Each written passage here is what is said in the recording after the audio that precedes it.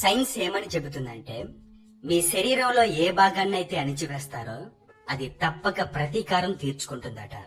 అందుకే కొంతమంది సెక్సాలజిస్టులు కొన్ని సర్వేలు చేసి చెప్పిన మాట ఏంటంటే మనిషి సెక్సువల్ డిజైర్ ని సప్రెస్ చేయడం వల్ల కొన్ని సెక్సువల్ డిసీజ్ వస్తున్నాయట.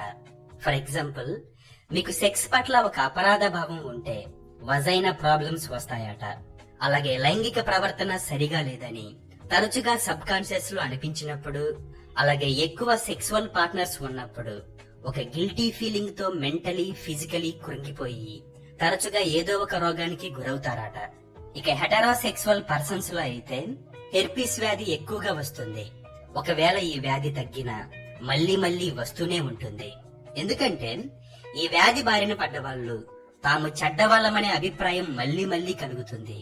ఆ అభిప్రాయం తాలూకు ఎమోషన్ ఎప్పుడైతే ఎక్కువ అవుతుందో హెర్పీస్ వ్యాధి మరింత విజృంభిస్తుంది.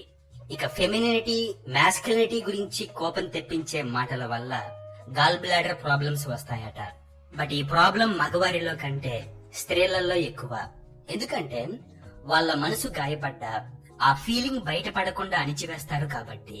ఇక వెజినైటిస్ అనే వ్యాజినల్ ఇన్ఫ్లమేషన్ శృంగారంలో శుభ్రత బట్టి, పార్ట్నర్ గాయపరిచిన దాన్ని బట్టి వస్తుంది.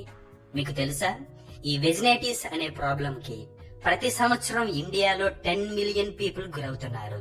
ఇక మగవాళ్ల విషయానికి వస్తే ప్రొస్టేట్ ప్రాబ్లం ఎక్కువగా ఉంది.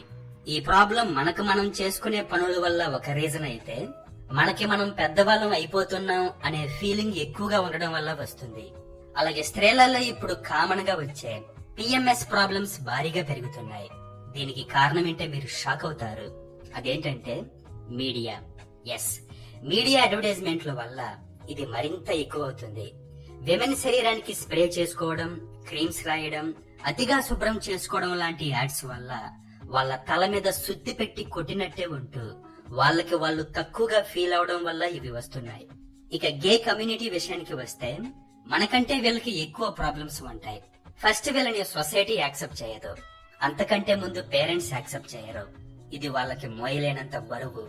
సో ఇంత బరువు మోస్తూ వేలెత్తి చూపించే సొసైటీలో ఉంటున్న వీళ్ళకి మిగతా వారి కంటే వాళ్లే ఎక్కువగా ఎయిడ్స్ కి గురవుతున్నారంటే అందులో పెద్ద ఆశ్చర్యం ఏమీ లేదు. అలాగే ఆడవాళ్ళకి వెంట్రుకలు నరిసిన వాళ్ళు డిప్రెషన్ తో ఏదో ఒక రోగానికి గురవుతున్నారు. ఎందుకంటే యవ్వన సౌందర్యాన్ని విపరీతంగా పొగిడే హెటెరోసెక్సువల్ సొసైటీ వల్ల సింపుల్ గా చెప్పాలంటే వ్యక్తికి విలువ లేదు, శరీరానికే విలువ. సో పాయింట్ ఏంటంటే చాలా రోగాలు బయట నుంచి కాదు, నీ లోపల నుంచి, నీ మనస్తత్వం నుంచి పుడుతున్నాయి. కానీ ఇది తెలియని చాలా మంది డాక్టర్లు మనం మెడిసిన్స్ మీద మెడిసిన్స్ వాడుతుంటాం. బట్ అసలు కారణం నువ్వు ఫీల్ అయ్యే అపరాధ భావన, నువ్వు అణిచివేసే సెక్సువల్ ఫీలింగ్స్.